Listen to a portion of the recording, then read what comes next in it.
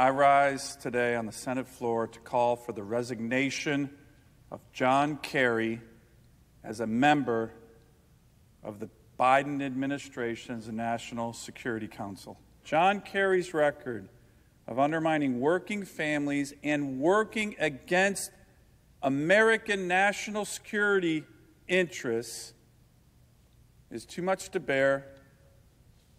He needs to go.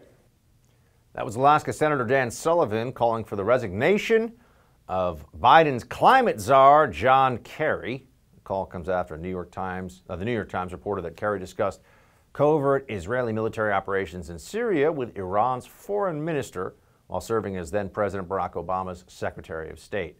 According to audio leaked to the newspaper, the foreign minister claimed Kerry informed him that Israel had attacked Iranian interests in Syria at least 200 times.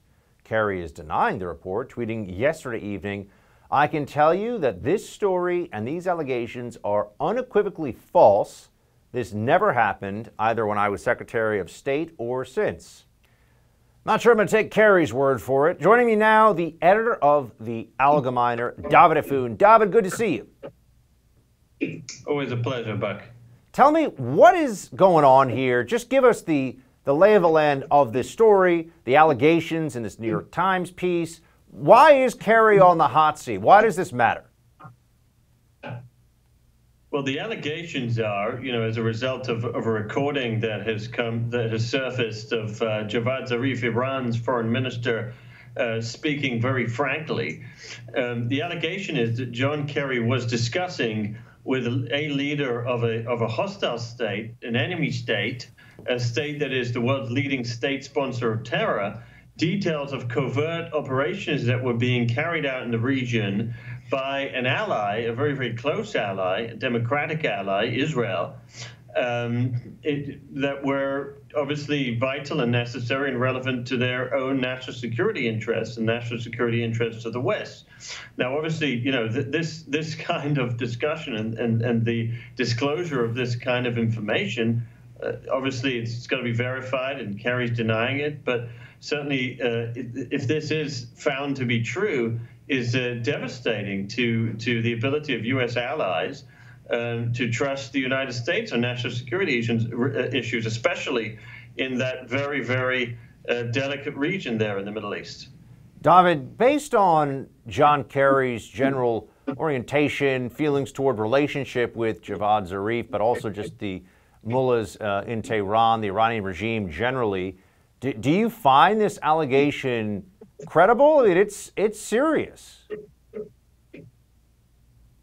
It's serious. I mean, this was a claim from Zarif, and Zarif is not a paragon of honesty himself, to be frank. It's also not likely to have been a revelation to the Iranians. They know that these operations have been going on, and they know that Israel is most likely behind it.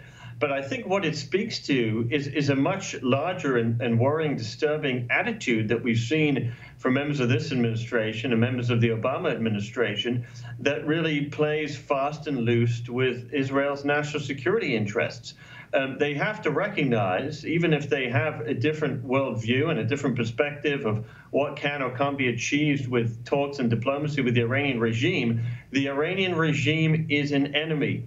Israel is an ally. And they can never forget that dynamic.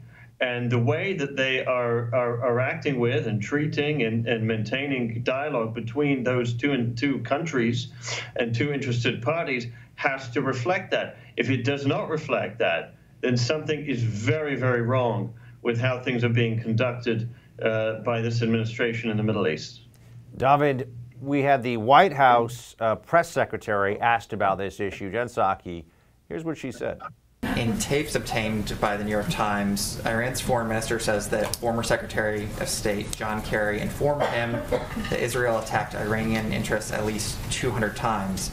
As the Secretary has shifted roles, he still continues to represent the United States on a world stage. Does the President have any comment or reaction to Kerry telling the Iranians about covert military action on the part of Israel?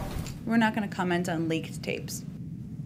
That's a non-comment comment, I know, but you'd think that this would be an easy one to shoot down. I mean, to say it's like she's saying, well, it's almost as though you're asking me to talk about classified information. Not really.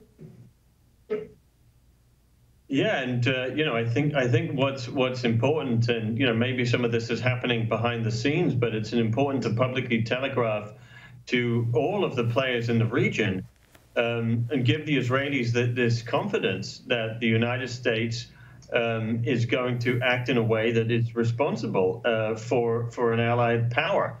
And obviously, the Israeli value, the value that Israel brings to the United States in terms of intelligence sharing, in terms of military cooperation, in terms of all manner and all level of resources, is at risk if they don't feel that trust is a two-way street with the administration. If they don't feel that when there are details that they're able to share as a result of exercising assets at great risk on the ground, that's not going to compromise their security in any way, and is not going to end up in the hands of not just an allied different country, but really an enemy, the greatest enemy that the Jewish state faces in the region and that the Western world is contending with in the region.